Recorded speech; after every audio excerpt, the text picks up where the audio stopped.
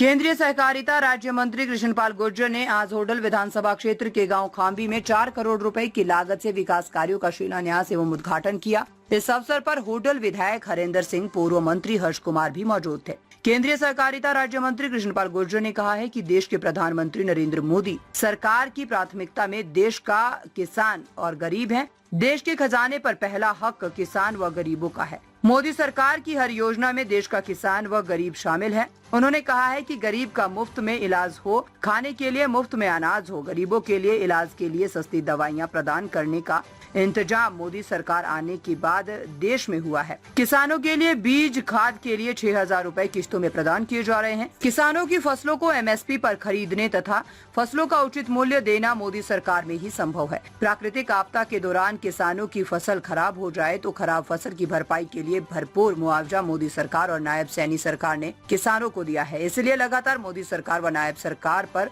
लोगों का भरोसा बढ़ता जा रहा है। केंद्रीय सहकारिता राज्य मंत्री कृष्णपाल गुर्जर ने कहा है कि कांग्रेस पार्टी वोट की चोट खाए हुए है। कांग्रेस हर विषय को लेकर अफवाह फैलाती है। कांग्रेस ने SIR का जमकर विरोध किया, लेकिन नतीजा क्या रहा? कांग्रेस EVM का विरोध करती है, न्यायालयों के फैसलों का विरोध करती है, चुनाव आयोग का विरोध करती है। कांग्रेस पार्टी देश की सेना पर उंगली उठाती है और इसीलिए कांग्रेस का कुछ होने वाला नहीं है। कांग्रेस पार्टी हताश और निराश लोगों की पार्टी है। कांग्रेस पार्टी देश में अराजकता का माहौल पैदा करना चाहती है, लेकिन ये अपने मंसूबों में कामयाब नहीं होंगे। देश के लोग अच्छी तरह जानते हैं कि देश हित में कौन जरूरी है।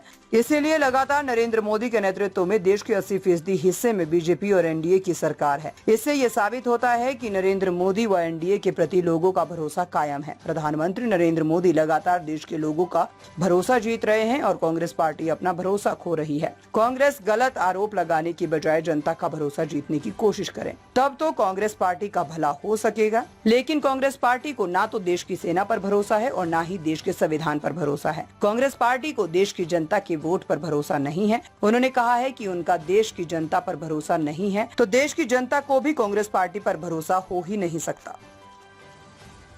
मोदी सरकार की प्राथमिकता में इस देश का किसान और इस देश का गरीब है। सबसे पहले उनके खजाने पर हक इस देश के गरीबों का है, इस देश के किसानों का है। इसलिए हर योजना में मोदी जी की में आपको देश का किसान नजर आएगा, देश का गरीब नजर आएगा। गरीब का मुफ्त में इलाज हो, खाने के लिए मुफ्त में अनाज हो, बीमारी में लेने के लिए सस्ती दवाई हो, ये सब इंतजाम मोदी जी की सरकार आने के बाद हुआ है। किसानों के लिए बीज के लिए, खाद के लिए साल में 6,000 रुपये 3 किस्तों में देने की बात हो, उनकी उपज को MSP पर 16 फसलों को हरियाणा में खरीदना हो और फसल का उचित मूल्य देना हो। अगर फसल खराब हो जाए तो उसको भरपूर खराबे का मुआवजा देना हो।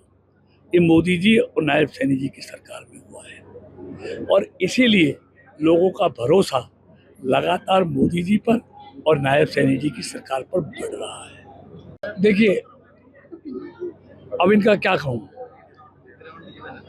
ये वोट की चोट खाए हुए लोग हैं। ये हर चीज में अफवाहें फैलाते हैं। SIR का विरोध इन्होंने पश्चिम बंगाल में, बिहार में खूब किया, लेकिन नतीजा क्या आया? ये SIR का विरोध करते हैं, ये EVM का विरोध करते हैं, ये न्यायालयों के फैसलों का विरोध करते हैं, ये चुनाव आयोग का विरोध करते हैं। विरोध कहाँ नहीं करते ये सेना पर उंगली उठाते हैं। तो इनका क्या होगा? ये हताश और निराश लोग हैं।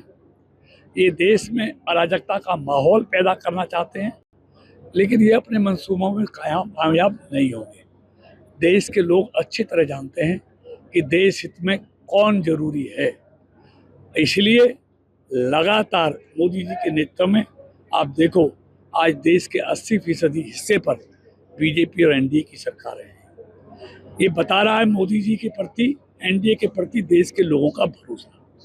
ये भरोसा मोदी जी ने जीता है और ये लगातार अपना भरोसा जनता में खोते जा रहे हैं। इसलिए ये अनर्गल आरोप लगाने के बजाय ये जनता का भरोसा जीतने की कोशिश करें, तब तो इनका भला हो सकता है। लेकिन इनको न देश की सेना पर भरोसा है, न देश के संविधान पर भरोसा है, ना देश के चुनाव आयोग पर भरोसा है, ना देश के न्यायालयों पर भरोसा है, ना देश की संवैधानिक संस्थाओं पर भरोसा है, ना इसकी देश की जनता के वोट पर भरोसा है। उसमें भी कहते हैं वोट चोरी हो गया। तो क्या करेंगे?